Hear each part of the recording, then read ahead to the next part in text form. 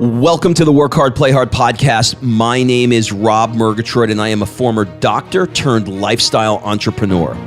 I decided that I was done being physically tied to my business and that I was going to spend the second half of my life living a bigger life and maximizing all the areas of my life, like family, friends, spiritual, travel, my health. And I also knew I was going to need some help with this.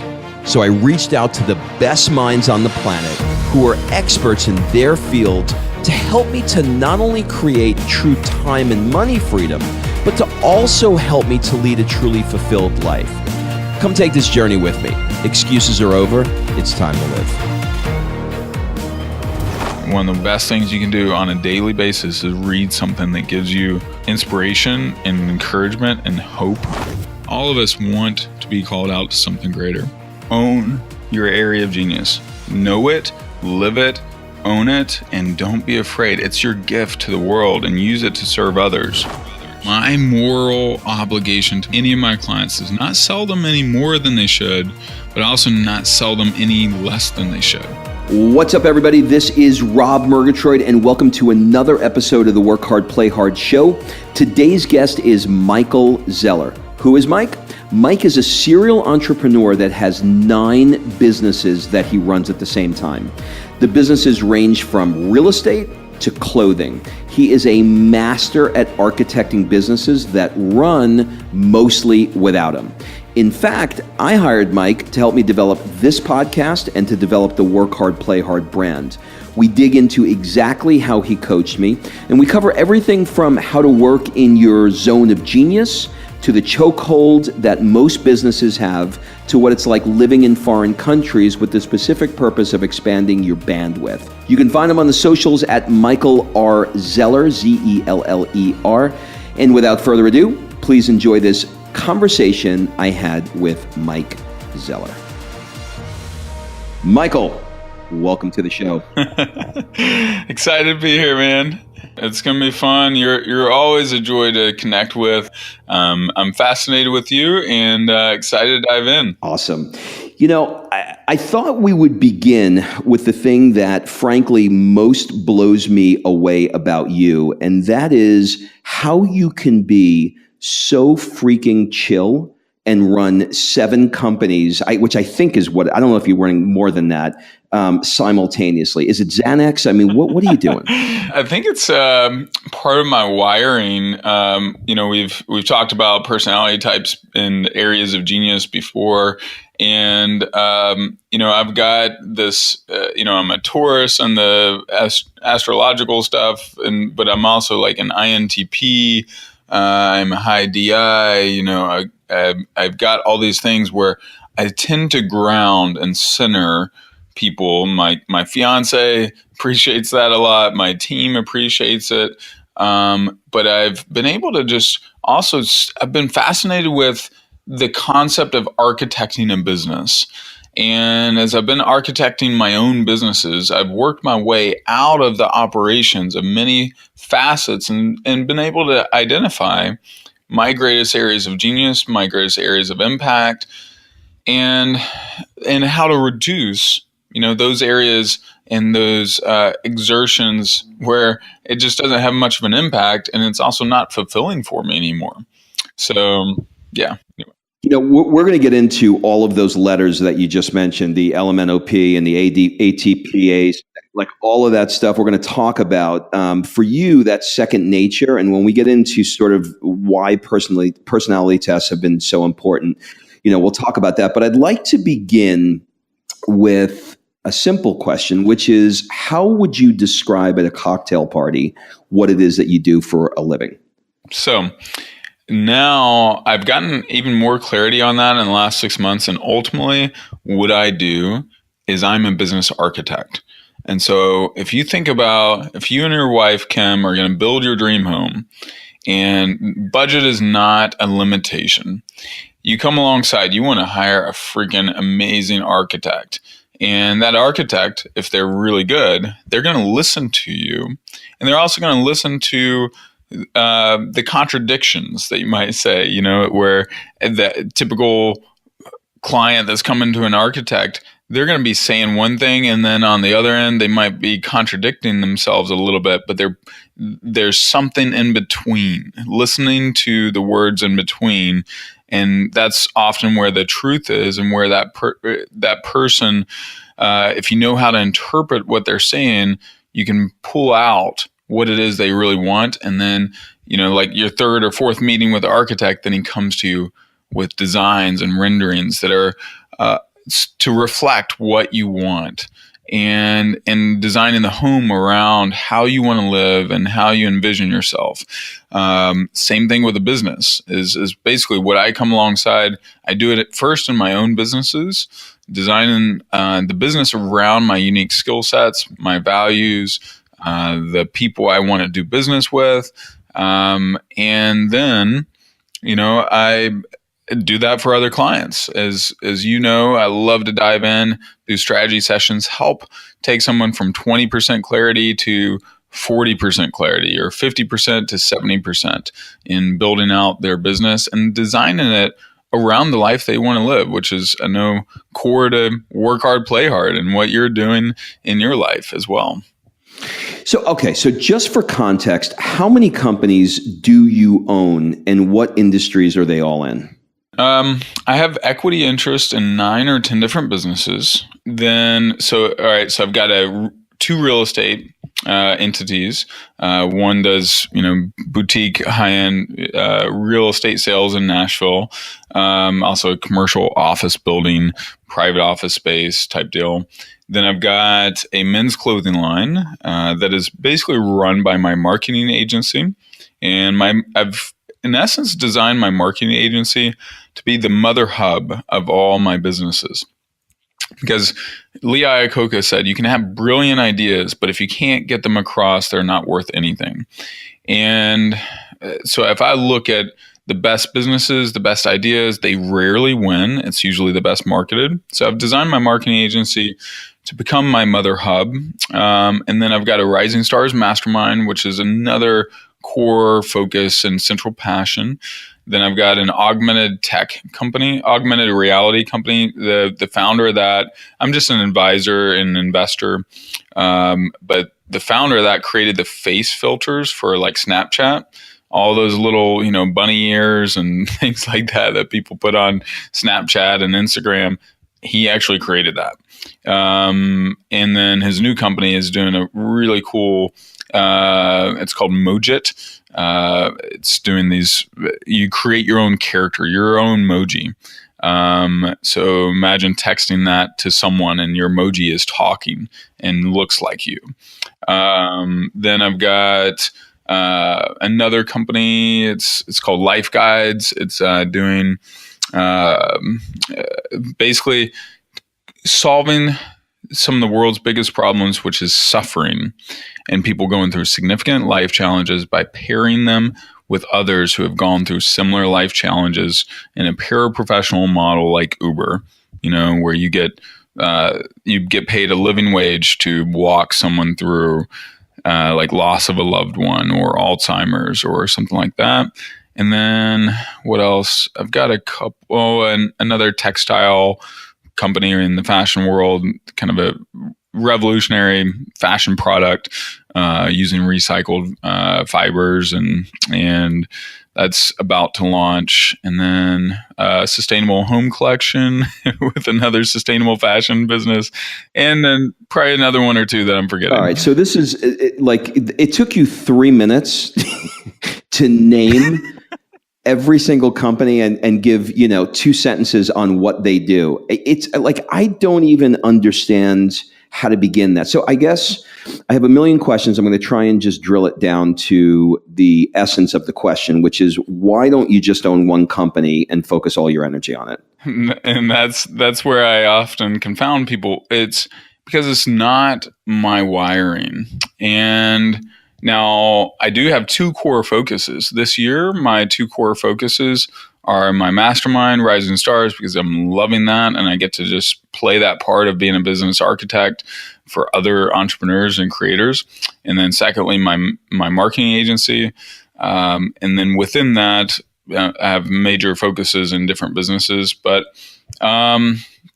ultimately it's in terms of my wiring, like the wealth dynamics side we talked about. I'm a creator, and I would, when I only had one thing going on, I was so bored and I was frustrated and I was banging my head against the wall. Now it is accurate and it is wise that I should channel my focus into,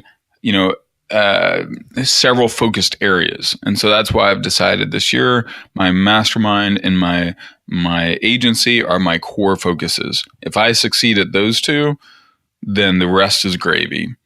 So those get the majority, probably 70% of my energy right now. My real estate business gets another good chunk of that. But and then the others, as time goes on, some of these others are going to get different amounts of energy too. But I would be bored. That's the simple answer. If that's all I did. That's a great answer. I mean, so I guess the question then becomes, if, I have a couple of companies that I'm running right now, and, I wake up in the morning with ideas, and, just running the 2 or 3 companies that I have right now, one I'm phasing out. It feels stressful, if I'm honest, trying to manage all of those different things. I couldn't even imagine if that was exponentially bigger, even if my personality lended itself to that. So, apparently there are systems that are in place that allow you to do that, which we're going to get into in a little bit. But I think before we do that, we need to talk a bit about the personality tests that you've been alluding to. And I know that taking personality tests are important for you to better understand yourself. And, when we met for my one-on-one brainstorming session I did with you, you made me take 5 different personality tests: the DISC model, the Gallup test, Myers and Briggs, the Colby Index, wealth dynamics, and we'll link up all of that in the show notes. But I guess the question is, why did you want me to take all those personality tests, and why are they so important? Yeah, the reason I had you take them, and most of my clients I have them take them, is because us as the entrepreneurs and the creators or leaders of our business, one of the things we often lack is just real clarity on who we are. Now, we think we know, but every 5% makes a big difference. And so my thought was, hey, one, I want to understand you and understand how, if we're going to help you build out this business, how do you like to work? How do you like to be communicated with? And that helps us serve you more effectively. Secondly, it helps you lead more effectively, because then you start your clarity of, this is how I like to work, and these are also my gaps. I'm not as good at this. I'm not as gifted at that. I need to delegate or manage this weakness. So when you have clarity around that, it allows you to take more decisive action. And when you can take more decisive action, you can build more momentum. And so that's why we start with that. And that's why, focusing in on your area of genius, and then realizing, hey, there's certain things I do right now that generate $1,000, $5,000, even $10,000 an hour. And those are often my greatest areas of genius. And I know that, and I know how to position myself because I understand my wiring. Like if I look at my Myers-Briggs, the acronym for INTP is architect. So I started figuring out, hey, this is actually what I do. I can help someone architect their business. And not many people can do that. And I have a fascination and obsession with the great game of business. And so if I can step alongside these high level thought leaders like yourself and others, man, I can do a lot of good. Well, I'll tell you what came out of it for me. I definitely like having procedures, checklists, and systems. And I think that, I used to hide behind that, sort of like not letting people know that that's how I like to think, but just doing it on the back end. But one of the things that came out of it for me was identifying that was the thing that came through with all of my personality tests, that maybe it would be a good idea to tell my team that I work with systems, and that's how I work best. And so since doing that, we've created a workflow that they understand why I've got checklists and procedures and systems manuals, et cetera, for them to follow. And, even though they don't think that way, they understand that I do, and that's how I process information. So having that understanding has really helped me. So I would recommend anybody take those personality tests that Mike recommended for me. So, there were a few things that came out of our time together that I still use that I think can be super helpful for people. The first is a concept that you taught me, which is that a project only needs to be at 80% at any given time. Can you explain that and why that's so important? Yeah. So, by the way, just to acknowledge your area of genius. Like when I look at you and I saw your skill set and your ability to systematize and like blueprint out all the execution steps, I was blown away. Right. So to own your area of genius and to step into it instead of hiding behind it, that's a powerful shift. That's only beginning, right? And so for your listeners, encourage you guys, own your area of genius. Know it, live it, own it, and don't be afraid. It's your gift to the world and use it to serve others. It's where your power is, right?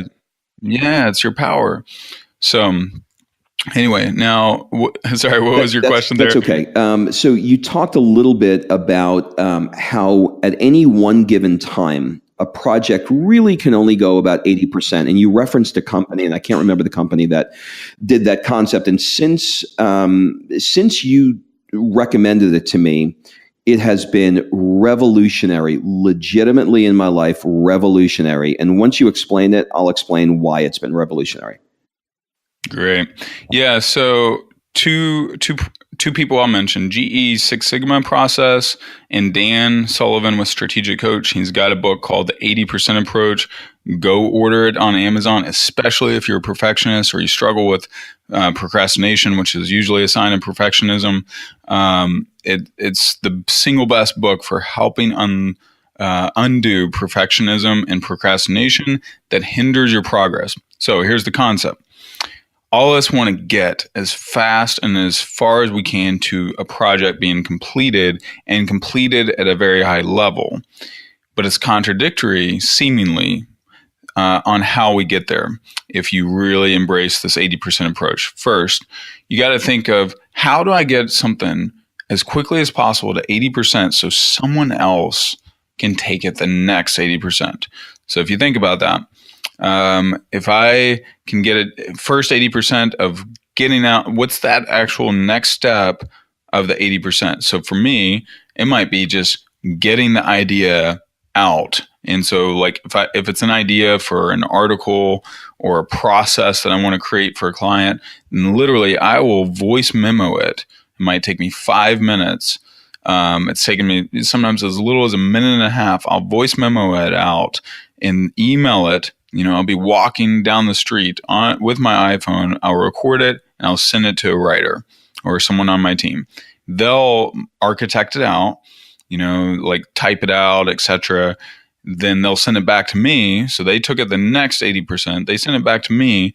Then I polish it up and take it another 80%. And by that time, it's like not 100%, but it's almost 100% done by the time I've polished it up.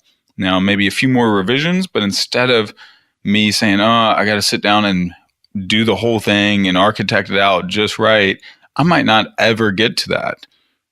So the speed at which it can happen, and like if you look, the numbers, if I take something from 80%, hand it off to someone, they take another 80%. Now we're at 96% completion. Then the third round, I take it another 80% improvement. That's at like 99.6% or whatever. GE's Six Sigma process, which has been the world standard at manufacturing excellence, which is 6 parts per million being faulty. And 6 iterations of how do we improve something 80% more? That's all it is. So give an example of how they use that at GE. Good question. I don't entirely know because I haven't been through their Six Sigma process, but they look at each process. So in other words, like making a light bulb, for example, at GE, obviously not inventing electricity, but, making a new product, let's say, they just come up with it. Somebody else takes it 80% and it keeps bouncing back 80%, right? Yeah. In essence, that's what it does. You send it to the next person with an 80%. Take it as far as you can, but you don't have to take it all the way. We get hung up that we have to take it all the way.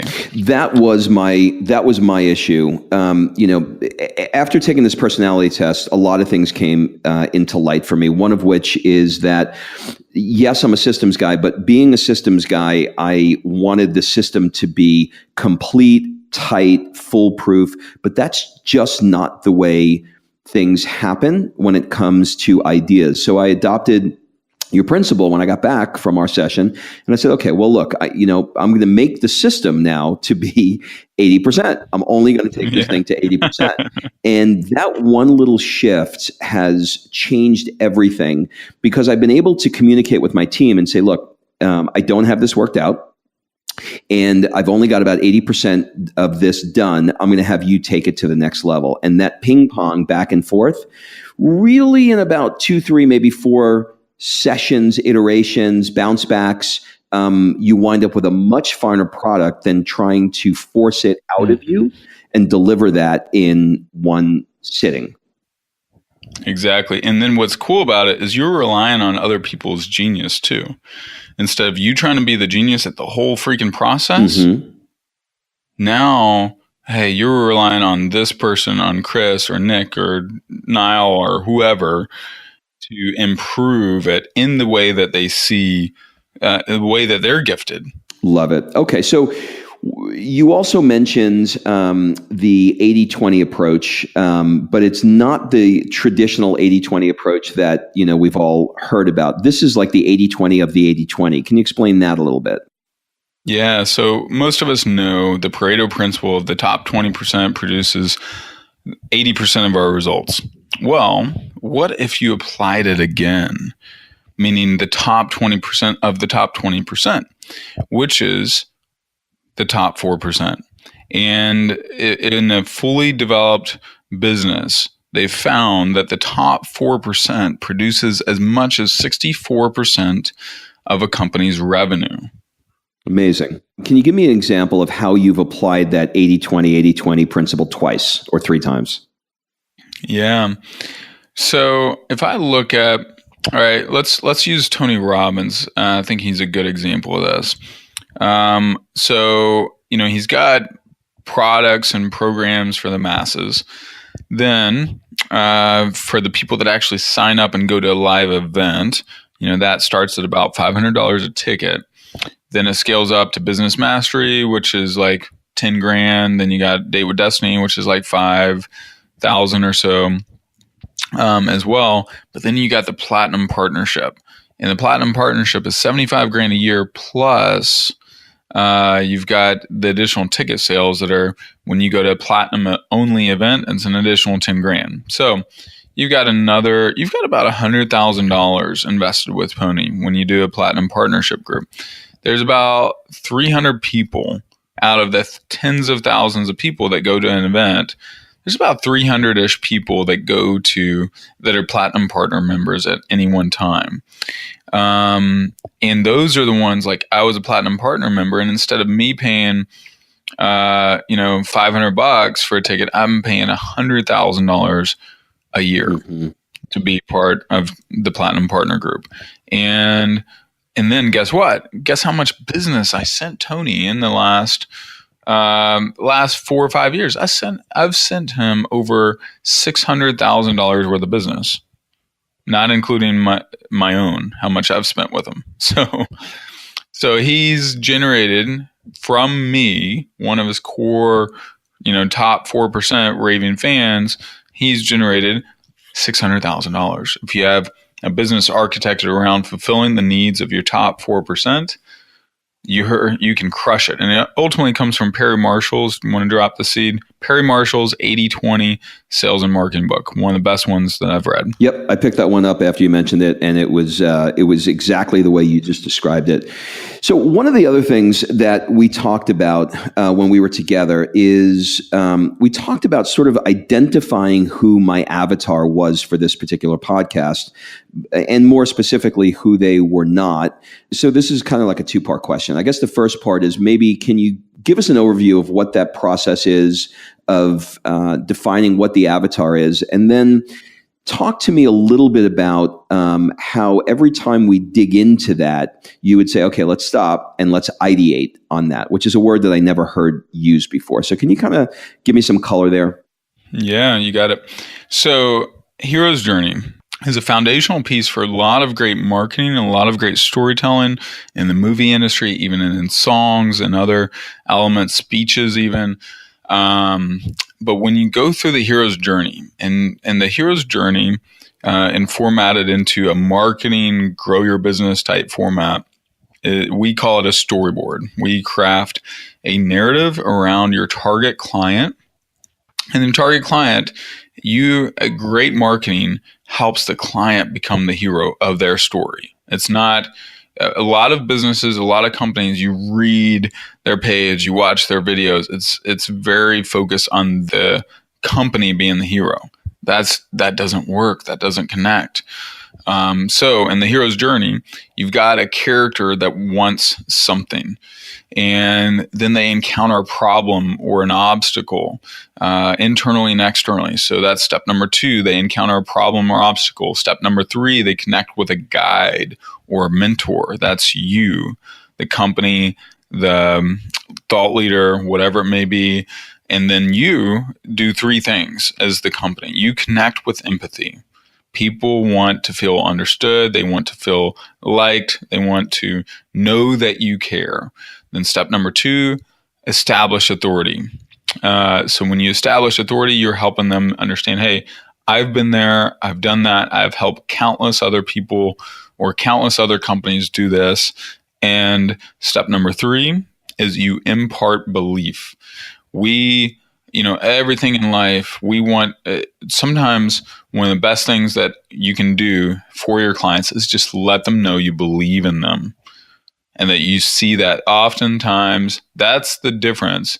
All of us have latent potential, but sometimes the difference between us achieving our potential and not achieving it is just belief in ourselves. I didn't realize as we went through that process was the concept of the guide, and it's so important. And I'm remembering now how important I need to make sure that I put that into action. The problem with hanging out with a guy like you is that your brain freaking explodes when you're with you, and you can't possibly remember everything that happens. And just as a side note for people listening, we filled floor to ceiling whiteboards up, like, I don't know how many times. And then we just kept it was insane. We had to take photos of I think I had 16 photos of filled whiteboards that we then had to interpret. Yeah, totally. So remember that though, for your audience, man, communicate your belief to your clients. It's huge. Then the 4th step is, after meeting the guide, the next step is the guide provides a plan or a roadmap on how you're going to get from here to there. Then step number 5 is you paint a picture of what success looks like. The heaven if you do. And this is like, you paint a picture of the client achieving the results they want. Then step number 6, you paint a little bit of a picture of failure, the pain or the hell if you don't. That FOMO is a key driver that most of us neglect to some extent. You don't want it to show up any more than 25% of like your sales funnel, your landing page, your messaging, and how you present your offer, but it needs to be there. Because if you care about them and you care about them making the right decision and your product, your service actually adds real value and is worth more than what you're charging, they need to know what they're going to miss out on. Yeah, for sure. If they should have bought, and I operate from a fiduciary mindset of hey, my moral obligation to any of my clients is not sell them any more than they should, but also not sell them any less than they should. Interesting distinction. So it's not about, some people have, sort of a belief of, I don't want to feel like a salesperson. But the other side of that is if you don't sell them what they need, then they can't get the job done. Yeah, exactly. So I love that. All right. So, your training is, really super diverse. And by training, I'm talking about everything from, college to things like Platinum Partner that you mentioned earlier with Tony Robbins. Speaking of that, I know that is a very exclusive club that, is sort of vetted by Tony. You mentioned that, it's around $100,000 a year all in. Can you describe a little bit about what that experience was like, and if there was a particular story that you're willing to share that's most impacted you as a Platinum Partner? When I first joined Tony Robbins, like in the Platinum Partnership group, man, I was on pace to make $200,000 that year, and I made that commitment in fall. It was like October of 2013. And, October 2013, I'm in London. I'm at this business mastery event, and I'm just convicted that I got to join Platinum Partner because I got to work through some of my own hangups, some of my own limitations, some of the areas that I was not playing full out. I was playing it safe. I was comfortable being good when I could be outstanding, like truly outstanding at what I do in the world. But if I didn't step into that next level, and if I didn't commit, and by committing to Tony Robbins at that point, I knew he was going to call me out, and the whole experience would shatter my ceilings, both in belief in myself and in my patterns. And so I dropped $15,000 as a deposit, and then I was like calling up all my credit card companies to see which ones I could raise the limit for, because I had to pay $5,000 a month, and I didn't know how I was going to pay the $100,000 because I didn't. That was half my income that year before expenses, and but I figured it out, and my income. It's when things become a must, we tend to figure it out. And so the next year I doubled my income and doubled my net worth in the very next 12 months. And it was the environment. I remember going to my first Platinum Partner event and not believe, like, I didn't feel like I belonged. I was like, I snuck in here. People, they don't know what I make. They don't know. They don't know that, like, hey, I'm a fraud. Wait till they find out who I really am. Yeah. I'm 34 years old, and all these guys most of them are in their 40s and 50s and 60s, and they're worth, a second night there in Hawaii. I had dinner with this couple, and he had just sold his company for $120 million. And then the night before, I met these guys that had like their PhD from Harvard and their masters from MIT, and some of the smartest guys in the world at what they do. And you're out moneyed, out educated. Yeah, but by the end of that year, we were talking about belief. By the end of that year, it's funny, you get yourself in those type of environments that are a little beyond your comfort zone. Like, I've been in several high-level masterminds. I know you've got one coming up, and you should create one as well someday. But man, by that end of that first year, I saw myself completely differently, and I did feel like I belonged. And my mindset shifted about myself, which shifts everything, shifts how I act, shifts how I think, shifts the types of decisions I make. Everything. Let's talk a little bit about that. What rituals do you have in place now that sort of have helped you escape that middle class mindset? Yeah. So one is one of the core ones that has accelerated that is joining a mastermind. So I've got, I'm in Lewis Howell's mastermind. I'm in another one as well. And then, of course, I have my own. But the getting around people that are playing at a high level, and that they're doing stuff that's different from what I'm doing. In Lewis's mastermind, for example, I've hired more people, I've built more teams than pretty much most everyone in the group. But some of these guys have made way more money than I have in different areas, and they built different, bigger social platforms, and I get to learn from them, and then they get to learn from me. But it shifts. So being part of that mastermind is one of the single best things that you could do. But then I have my daily rituals of like, I read a chapter in a book pretty much every day, if not more. Strive to read a book a week. Let's see. I certainly work out 3 or 4 times a week. You read a chapter a day. At least. So like what does that look like for you? You wake up, you read the chapter, you do it before you go to bed. Like when do you do it? When I was in college, I used to literally, when I first heard that leaders are readers, I made it a goal to read a book a week, because one of the guys, my second seminar I ever went to, Brian Tracy, he said, and I was 20 years old, and he said, hey, if you want to be an expert in your chosen field, it only takes 1 book a month for 3 years. So 36 books. And then you'll be a top 1%er. Guess what? Top 1%ers earn disproportionately more than non-top 1 or 3%ers. So I was like, dude, I don't want to wait a year. I don't want to wait 3 years. I'm gonna do it this year while I was in college.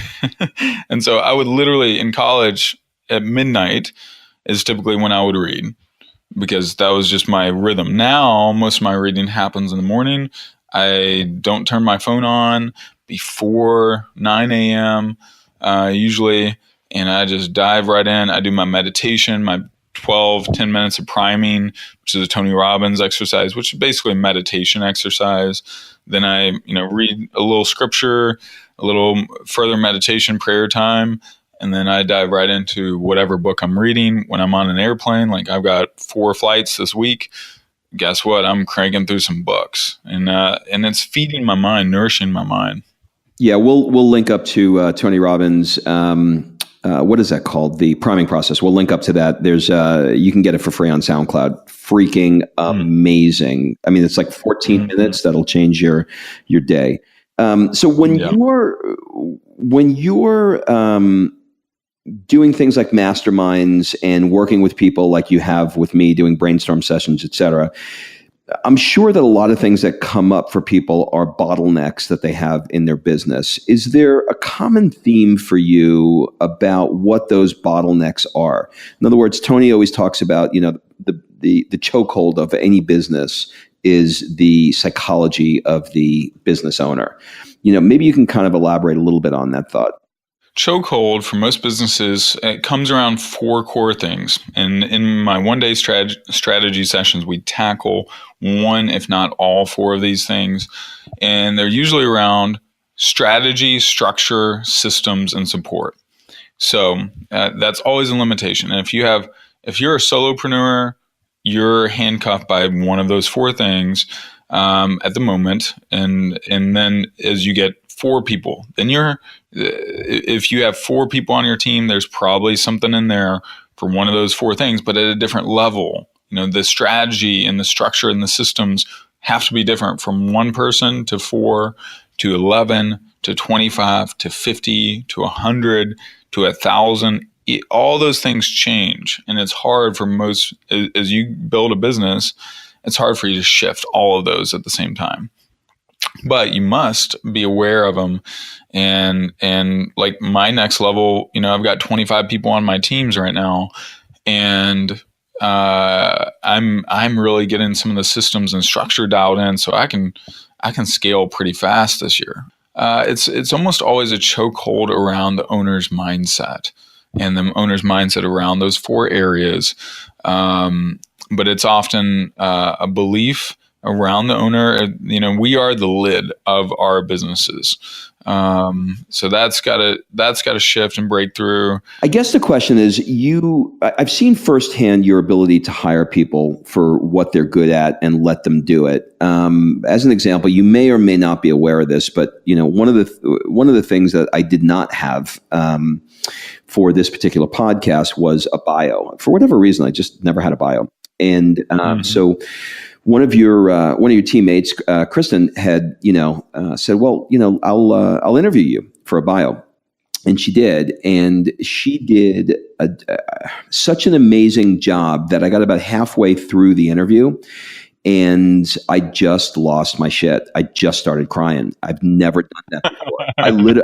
I couldn't speak. I think she thought, maybe we were disconnected, like the phone got disconnected. And she's like, "Are you there?" And I'm like, "Yeah, I'm there." And she brought me back to a really, really painful place in my life, and going through that process just so that she can get the answers to those questions was really tough. So I tell you this story, number one, because if people want to read that bio, it's up on the workhardplayhardpodcast.com website. And number two is when you hire somebody like Mike does, that are really, really good at what they do, they produce results like that. So my bio is an amazing bio. Your ability to hire her is amazing. And her zone of genius in this area was something that in my 51 years, I've never, ever experienced. So I just wanted to make sort of a public acknowledgement of that. That's really cool. That's an awesome story. She didn't share that part with me, but she did share. She wrote the bio, and that's really cool, man. That's I'm honored to hear that and excited to hear that as well. So that's killer. So, what is your process for hiring people that stick with your organization? I mean, like, how do you find these people that are so amazing and fun and engaging, and like I see you hanging out with them, and you guys are all you're in an Airbnb together, and it's a kumbaya, sort of like you're all in your jammies doing shots, and unpack that for me. Like, how does that start if you're hiring somebody? Yeah, so it starts with the responsibility as a leader to serve. And so that's how I look at it, is like one of my roles. Yes, I have my own vision. I have my own dreams. I have my own desires with my business and what I want to build. But I want to find out from the beginning, what is it they want to build? What is it they're most gifted at? What is it that brings them life instead of what brings them death? And so I want to design a role around them. Now, yes, all of us in different businesses, we have to do things that don't bring us joy sometimes. We have to.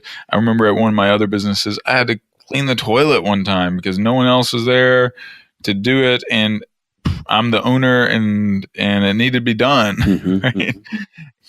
And so I write out a good job description, or my team does now. At the most of the time, they write out the job description, and then I add elements of the vision.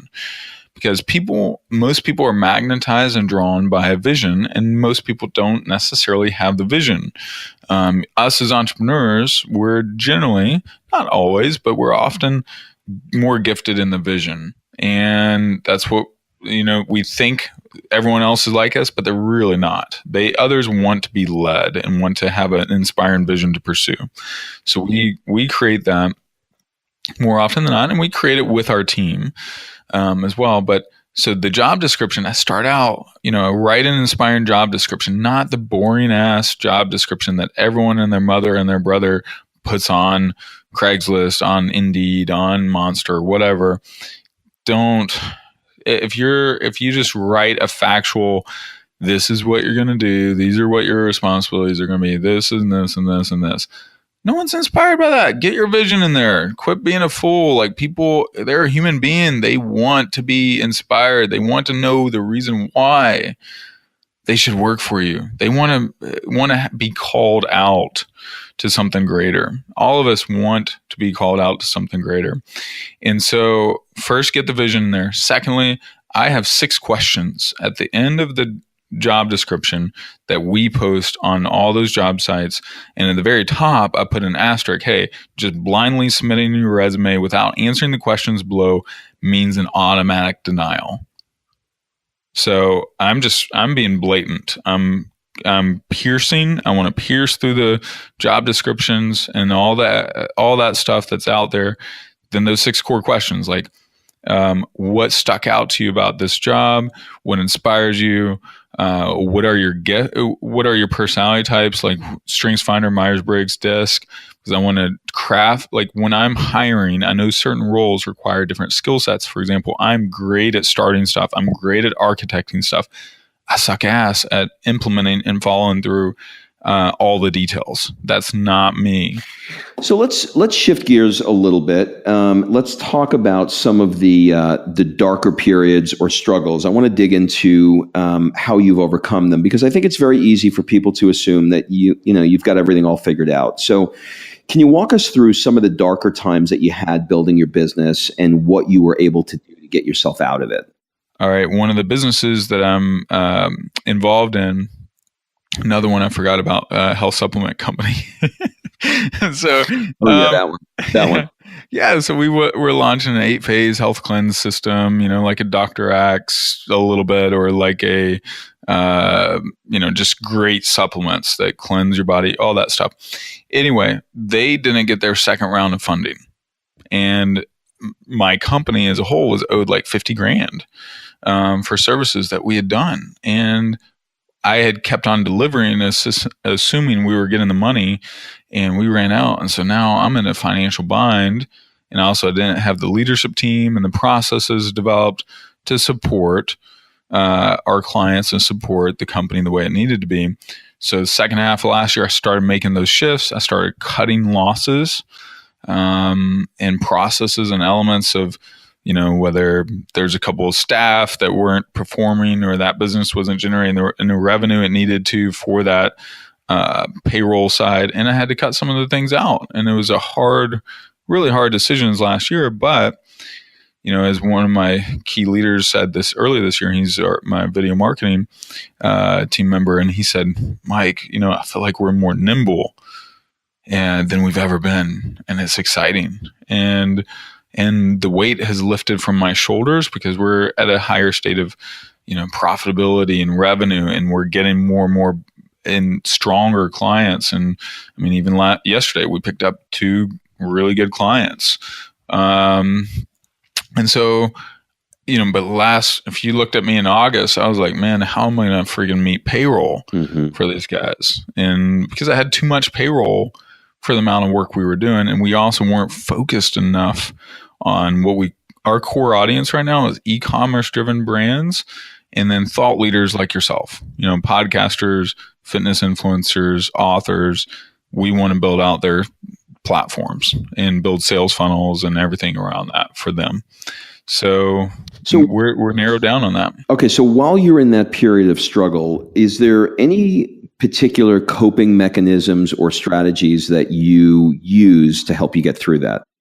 Yeah. I mean, certainly prayer, certainly feeding, those daily habits we talked about, feeding my mind. Hey, if you feel like, you're kind of stuck in the trenches, man, one of the best things you can do on a daily basis is read something that gives you inspiration and encouragement and hope on how to get to that next level and get out of the trenches. What would you say is the hardest challenge or bad behaviors that you're currently working on with yourself or within your companies? For me, it's continuing to develop some of the systems and the structure within the team, and within myself. I've got to continue to be more consistent as a leader, in the sense of connecting with my team when it's appropriate, when it's needed, giving them guidance and direction. All right, so let's shift gears, and now we're going to move into the fun part of the show, which is the play hard round. The show is basically work hard, play hard. So we're deconstructing not only work that all of us type A entrepreneurs want, but also to maximize the other areas of life that we don't really talk about, which is playing hard. And I love to hear how people are maximizing those areas of life outside of work. So You're no stranger to travel. You and I are kindred spirits in that way. You've lived in Argentina for an extended period of time. So how do you feel that living abroad has helped you in terms of your business? Argentina, I moved there in 2010 for a mini sabbatical, and I was inspired by the 4-hour work week. And I moved there for the month of, so 6 weeks was the goal, late October and up until Thanksgiving. And what was cool about that is it was springtime / early summertime there. And so I was missing the winter and the fall. And it's actually forces you to become less of an operator. And it forces you to remove yourself and think, how do I actually design a system where, hey, I can actually unplug for several weeks? Like my fiance and I are getting married in Florence, Italy this summer on May 15th. Guess what? We're going to stay in Europe for a month. And at least 2 of the weeks while I'm there, I'm not going to check work email. I'm not going to check Slack. I'm going to actually fully vacation, maybe more. But one of our goals is to live in one of the world's 50 great cities every year for a month. And last year was LA, a month consecutively. And this year who knows, it might end up being LA again, but we're going to spend at least a month in Europe to just experience, what's happening in Europe. And it forces you to think about your business and make those key strategic decisions as well. Also, those epiphanies come when you have space to breathe. Sometimes we run so hard. One of the things back to the middle class mindset is, man, we run. Our answer in the middle class mindset is, hey, you want to make more money? Work harder. Work harder. Work longer. Boom, boom, boom. And yes, you got to work hard, and yes, you got to work longer sometimes. But you look at a billionaire. You watch the TV shows with a billionaire on TV. Is he sitting around? Does he mow his own yard? Does he even make his own cup of tea? He doesn't even make his own freaking cup of tea. What's he doing? He's got space to think, space to make better decisions. So you're building in the bandwidth to do those things by doing things like living abroad and having it 30 days in LA or whatever. Speaking of that, your home base is Nashville, but you've been spending increasingly more time in LA. Mm-hmm. Why is that, and how has your experience in Los Angeles been? Dude, the reason is because I love the creative energy out here. It also helps me break some of those patterns of working operationally in my business. And so a lot of our clients are out here, and just a lot of other good people like our mutual friend, Chris and Lori Harder, just love hanging with them, and others that they're just up to big things out here. And Nashville certainly has that too, but the creative energy for me, and also some of the pathways I want to go and build in my business. I want to be more of a thought leader. I want to have more space, mental space, to work on some of these other aspects of my own business that I wouldn't have if I was in Nashville, because my schedule would be jam packed. So breaking our patterns and not doing the same thing over and over. That's one of the huge benefits of traveling as well. Mm-hmm. And when you start shifting those energies, different things happen. So I'm really starting to embrace that concept more and more. So I like the fact that, you brought that up. Yep, totally. Yeah, it just opens up so many new pathways, and it's such a fun, and we forget too, life is supposed to be fun. And so when you invite more play into your life, then you get to remember that, man, new things open up that wouldn't have opened up. And so, like, I love, one of the things of traveling in foreign countries is, like, man, I get to try a bunch of different foods and discover foods again. Right? So you also, in the play hard wheelhouse, you're also into skydiving and hang gliding. How did you get into that, and what is it about those particular activities that you enjoy like you actually wound up in hang gliding and paragliding magazine. So like you're not just somebody that plays with it. How did that all happen? Well, just facing my fears. Frankly, I'm actually afraid of heights. So like the first time I went skydiving, like I literally had the tandem jumper press against, like, the airplane that we were in was in Hawaii. And there's just a whole open side of the airplane, and we're flying up and the airplane's turning, and it's almost like I looked at it and I was like, dude, I could slide right out, and we're only like 10,000 feet. I could slide out into the before I'm supposed to. And then so I was grabbing on the bars up above, and then I had my tandem jumper that was attached to it. I had him pushed up against the wall at the very far corner. And finally, at one point, he's like, Mike, you need to loosen up, bro. You're squeezing me back here. Like, it's going to be all right. So just to face my fears with it, a fear of heights, it's not something I frankly want to do regularly by any means, but but it's just something that now I do love to kite surf. Or kiteboard. I do want to do that much more, and that's a ton of fun. I did that in Buenos Aires for the first time, and fingers crossed I'll finally actually block off a week to just do that and make it a pure pleasure trip. Yeah, man, I've never done that. I did hang gliding off of I can't think of the name of the mountain in Rio, and that was an absolutely unbelievable experience. If anybody wants to see that live, you can go to our Jet Set Life YouTube page, and you can search for Jet Set Life Rio, and you'll see me and Kim, my wife, going off at the top of the mountain, and it's that's awesome. Freaking hysterical. All right, so let's wrap up with a few rapid fire questions. Feel free to answer as quickly or as slowly as you want to.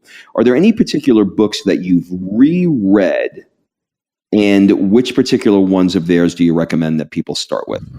Yeah, 4-Hour Workweek, got to read that. Power of Full Engagement, all about energy management and how central that is to managing. It's more important than managing your time, managing the 4 key areas: physical, emotional, mental, spiritual energy.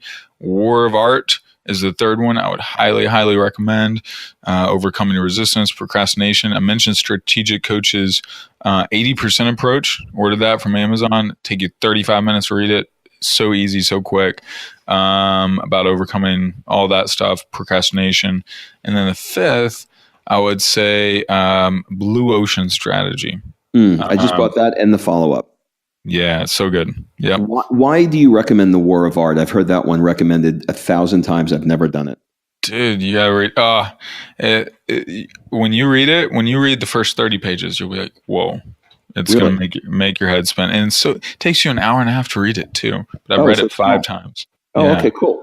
What's the one app on your phone that you can't live without? Probably text message app. What's the most interesting conversation you've had lately? Maybe this one right now. Yeah. Okay. What's the best advice for your 20-year-old self? Join a mastermind sooner. Peer group accelerates everything. We're going to get into how people can join your mastermind in a sec, but what's the, if I were to talk to your friends and ask them what your superpowers are, what would they answer? Strategy, ideation, architecting, and connecting deeply with people to figure out what they really want in life and their business. If you had to give a TED Talk on nothing that you're known for or nothing that you speak about, but it could be on anything that you like or you have a passion for, what else would it be? I'd say love, and the centrality of love and beauty and what makes us human and what makes us come alive. Well, dude, that is a perfect way to end on that note. I could not end on a better note. I can't thank you enough personally for being in my life, guiding me, frankly, with this podcast, and getting to know you and your lovely bride to be. Super excited about flying out to Los Angeles to see you tomorrow. actually, over the weekend anyway. So thank you. And hopefully your team is listening to this podcast. And I want to thank each and every one of them for helping this brand get off the ground and for really going above and beyond. You and your team are incredible. So for people that either want to do what I did with you, which is a strategy session that led into more branding, website design, etc., or they want to be a part of your mastermind, what's the best? What's the gateway drug to Mike Zeller? Good question. If you want to reach out to me personally on any of that, email me at mike@mikezeller.com. But also, you can check out my website there. My mastermind is risingstarsmastermind.com. We have 1 or 2 spots left. There is an application process. You can knock that out at the website. If it's a good fit for you or you have further questions, you can email me, but knock out an application. But it's always a joy to connect with you, Rob, and I'm so glad my team has kicked butt and served you well. I'm proud of them and grateful for them. Life is more fun when you're working with really smart people doing great things. Amen, brother. Thanks again for the interview. Hey, my pleasure. Thanks, brother. Have a good day. All right. Thanks for listening. If you love this episode and you know someone that needs some help in either stepping up their work hard game or their play hard game, it would mean the world to me if you shared this podcast with them to help me get this movement out there. So if you like what you heard, head on over to iTunes, take 30 seconds, and leave me a 5-star review, and I will be forever grateful. So until the next episode, excuses are over. It's time to live.